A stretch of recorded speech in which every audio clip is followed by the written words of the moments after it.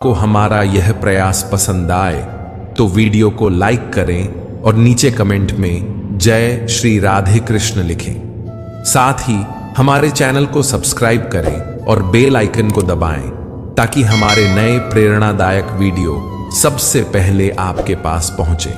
तो चलिए आगे बढ़ते हैं। श्रीमद् भगवद गीता के बारे में कहा गया है, एकम शास्त्रम देवकी पुत्र गीतम एको देवो देवकी पुत्र एव च मंत्रोपि एकम तस्य नामानि, यानी कर्मापि एकम तस्य देवस्य सेवा।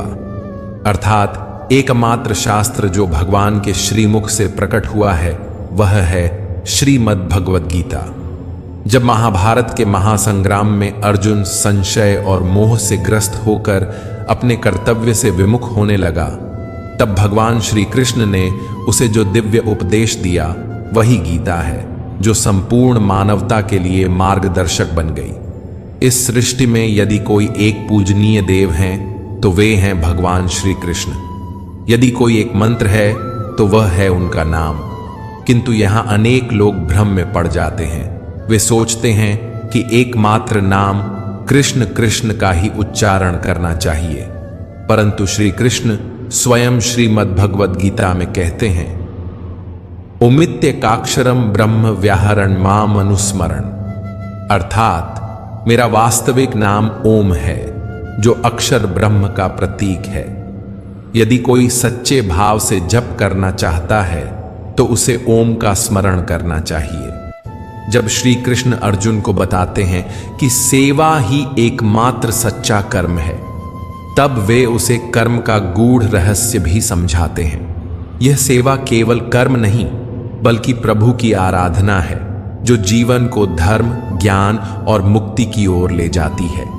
तो आइए शुरुआत करते हैं। गीता को समझने से पहले, श्रीमद् भगवद गीता के सार में प्रवेश करने से पहले कुछ महत्वपूर्ण शब्दों को जान लेना आवश्यक है। वे शब्द जो बार बार इस दिव्य ग्रंथ में प्रयुक्त हुए हैं और जिनका गूढ़ अर्थ गीता में विस्तार से बताया गया है। इसलिए सबसे पहले मैं आपको इन शब्दों का आशय समझाने का प्रयास करूंगा। जब भगवान श्री कृष्ण ने अर्जुन को श्रीमद् भगवद गीता का ज्ञान दिया तो उन्होंने पहले अर्जुन को उस ज्ञान के योग्य बनाया। अर्जुन पहले से ही एक पराक्रमी योद्धा था, लेकिन केवल बाहरी युद्ध के लिए तैयार होना पर्याप्त नहीं था। उसे अंतःकरण के युद्ध के लिए तैयार करना आवश्यक था।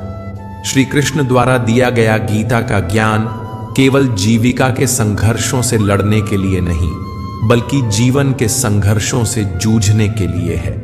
यह एक साधारण उपदेश नहीं, बल्कि एक गहरा प्रशिक्षण है, एक आध्यात्मिक कोर्स जो आत्मा को जागृत करने के लिए रचा गया है। कई लोग यह कहकर गीता को सीमित कर देते हैं कि उसमें तो युद्ध की बात की गई है, अर्जुन को विजय दिलाने की बात की गई है। परंतु सच्चाई यह है कि जो युद्ध गीता में वर्णित है वह केवल कुरुक्षेत्र का नहीं, बल्कि मनुष्य के भीतर चलने वाले संघर्ष का प्रतीक है। बाहरी संसार में युद्ध तो प्रतिदिन बदलते हैं। आज कोई विजयी होता है, कल कोई और, परंतु इन युद्धों से अंततः न तो शांति मिलती है और न ही समाधान। गीता के पात्र प्रतीकात्मक हैं। वे हमारे भीतर के गुणों और दुर्गुणों के प्रतिनिधि हैं। इन प्रतीकों को समझना ही गीता को समझने की दिशा में पहला कदम है। भगवान श्री कृष्ण स्वयं कहते हैं, इदम शरीरम कौन्तेय क्षेत्रमित्यभिधीयते। अर्थात हे अर्जुन, यह शरीर ही वह क्षेत्र है जहां वास्तविक युद्ध होता है। इस क्षेत्र में जो कुछ भी बोया जाता है, चाहे वह शुभ हो या अशुभ, वही आगे चलकर फल देता है। इस प्रकार गीता हमें सिखाती है कि हमारे भीतर जो निरंतर धर्म और अधर्म, शुभ और अशुभ, मोह और विवेक के बीच संघर्ष चलता है, उसमें विजय प्राप्त करने की शिक्षा ही गीता का वास्तविक उद्देश्य है। श्रीमद् भगवद गीता केवल युद्ध का ग्रंथ नहीं, बल्कि आत्म विजय का मार्गदर्शन है। जब आपको सद्गुरु का सान्निध्य प्राप्त होता है, जब आप साधना को सही मार्ग पर आरंभ करते हैं, जब आपके भीतर से पाप धीरे धीरे पीछे छूटने लगते हैं तो आपका यही शरीर धर्म क्षेत्र बन जाता है। लेकिन यदि आप काम, क्रोध, लोभ और मोह जैसे विकारों के वशीभूत होकर जीवन जीते हैं तो यही शरीर एक कुरुक्षेत्र में बदल जाता है, जहां भीतर ही भीतर निरंतर संघर्ष चलता रहता है। गुरु का अर्थ केवल एक व्यक्ति नहीं बल्कि एक प्रेरणा है, एक आदेश है जो कहता है करो। यह एक प्रेरणास्पद पुकार है क्योंकि हमारा चंचल मन और शरीर हर समय किसी न किसी क्रिया में लगा रहता है। जब हम कुछ भी नहीं कर रहे होते तब भी हमारा मन सपने देखता रहता है, विचार करता है, कहीं न कहीं संलग्न रहता है। यदि हम प्रकृति और विषय वासनाओं की ओर आकर्षित होते हैं तो हमारा शरीर कुरुक्षेत्र बन जाता है, जहां मोह, द्वेष और अज्ञान की सेनाएं आपस में टकराती हैं। परंतु जब हम परमात्मा की ओर मुड़ते हैं, उनके मार्ग पर चलने लगते हैं, तब यही शरीर धर्म क्षेत्र बन जाता है, जहां शांति, विवेक और आत्मज्ञान की विजय होती है। यही वास्तविक संघर्ष है धर्म क्षेत्र और कुरुक्षेत्र के बीच, और यह संघर्ष हमारे भीतर ही घटित होता है। अब जब बात धर्म क्षेत्र और कुरुक्षेत्र की हो रही है तो यह समझना आवश्यक है कि हमारे अंतःकरण में दो प्रमुख प्रवृत्तियां सदैव सक्रिय रहती हैं, देवी संपदा और आसुरी संपदा। देवी संपदा का प्रतिनिधित्व करते हैं पुण्य रूपी पांडु और कर्तव्य रूपी कुंती। जब तक पुण्य का प्रकाश जागृत नहीं होता तब तक हम अपने कार्यों को केवल सामाजिक या व्यावहारिक कर्तव्य समझकर करते हैं।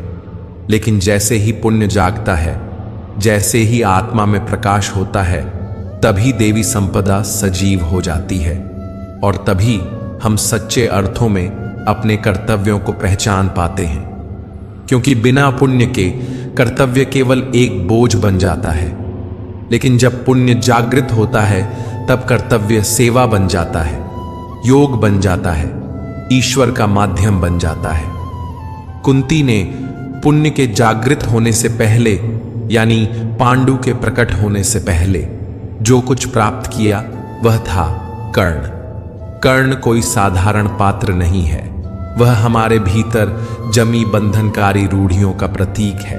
वे रूढ़ियां जो हमें बचपन से संस्कारों, मान्यताओं और सामाजिक मर्यादाओं के रूप में सिखा दी जाती है। कर्ण हमारे मन की वह परत है जो सच्चाई से पहले बनती है, जो जन्म से पहले नहीं पर समझ के पहले से हमारे भीतर सक्रिय हो जाती है। यही कर्ण जब हमारे जीवन पर हावी रहता है तब हम समाज और परंपराओं के अनुसार निर्णय लेते हैं, आत्मा की पुकार को दबाकर। परंतु जिस दिन पुण्य जागृत होता है उसी दिन देवी संपदा भी प्रकट हो जाती है, और जब यह संपदा जागृत होती है तो हमारे अंतःकरण में धर्म रूपी युधिष्ठिर का जन्म होता है, अनुराग रूपी अर्जुन उत्पन्न होता है। वह अर्जुन जो भगवान की ओर आकर्षित होता है, जिसने यह निर्णय ले लिया है कि उसे ईश्वर को पाना है, उस दिव्य ज्ञान को समझना है। और जब इस अनुराग का अंकुर आपके भीतर फूट पड़ता है तभी आप भगवद गीता को समझने योग्य बनते हैं। फिर आपके भीतर भाव रूपी भीम जागृत होता है, वह प्रबल भावना जो धर्म के लिए हर चुनौती से टकराने को तैयार रहती है। नियम रूपी नकुल आपके जीवन में व्यवस्था लाता है, अनुशासन की भावना लाता है। सत्संग रूपी सहदेव आपको सत्संग की ओर, ज्ञान की ओर, साधुजनों की ओर ले जाता है। और साथ ही सात्विकता रूपी सात्विकी भी आपके स्वभाव में समा जाती है, जो आपके जीवन को निर्मल बनाती है। यही सात्विक प्रवृत्तियां जब एक साथ जागृत होती हैं तो आपका मन कर्तव्य के द्वारा भाव पर विजय की ओर अग्रसर होता है। और यही कुंती भोज कहलाता है, जहां कर्म और भावना का संतुलन होता है। इन सातों प्रवृत्तियों को 7 अक्षौहिणी सेनाओं के रूप में दर्शाया गया है। अक्ष का अर्थ है दृष्टि, वह दृष्टिकोण जो सत्य की ओर देखता है। ये 7 सीढ़ियां हैं 7 भूमिकाएं हैं जो हमें परमात्मा तक की यात्रा पर ले जाती हैं। ये गणनाएं केवल प्रतीक नहीं बल्कि आत्मिक विकास के 7 चरण हैं, और ये प्रवृत्तियां, ये दिव्य शक्तियां अनंत हैं, सीमाहीन हैं।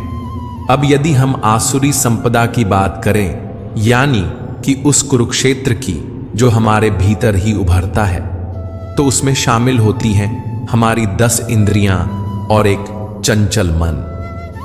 ये मिलकर कुल 11 सेनाएं बनाती हैं जो आसुरी प्रवृत्तियों का प्रतिनिधित्व करती हैं। इस कुरुक्षेत्र का राजा है धृतराष्ट्र, वह व्यक्ति जो सत्य को जानता है, जिसने धर्म के उपदेश सुने हैं लेकिन फिर भी आंखें मूंद कर जीता है, वह धृतराष्ट्र है। वह अज्ञानता का प्रतीक है। उसे अपने मोह से अधिक कुछ नहीं दिखता। उसकी जीवन संगिनी है गांधारी, जो हमारी इंद्रियों पर आधारित प्रवृत्ति का प्रतिनिधित्व करती है, जो जानबूझकर अपनी आंखों पर पट्टी बांध लेती है जिससे सत्य दिखाई ही ना दे। इन दोनों के संतान रूप में मोह का प्रतिनिधित्व करता है दुर्योधन। वही मोह जो सभी समस्याओं का मूल है, वही जो हमें संसार से बांध कर रखता है। इसके बाद आता है दुर्बुद्धि रूपी दुशासन, जिसकी बुद्धि भ्रष्ट हो चुकी है और जो सही गलत का भेद करना भूल गया है। फिर आते हैं भीष्म, जो भ्रम का प्रतीक है। भ्रम के कारण ही मनुष्य जीवन भर किसी एक सत्य को पकड़ नहीं पाता। इन पात्रों और प्रवृत्तियों का विस्तार गीता में प्रतीकात्मक भाषा में किया गया है, ताकि हम अपने भीतर चल रहे धर्म और अधर्म के युद्ध को पहचान सकें और